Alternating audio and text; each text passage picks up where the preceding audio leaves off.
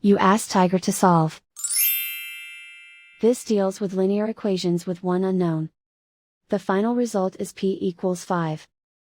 Let's solve it step by step. Group all constants on the right side of the equation. Subtract 2 from both sides. Simplify the arithmetic.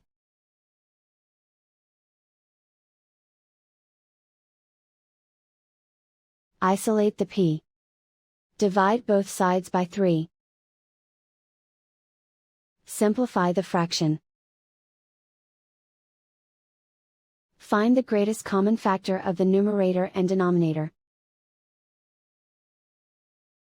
Factor out and cancel the greatest common factor.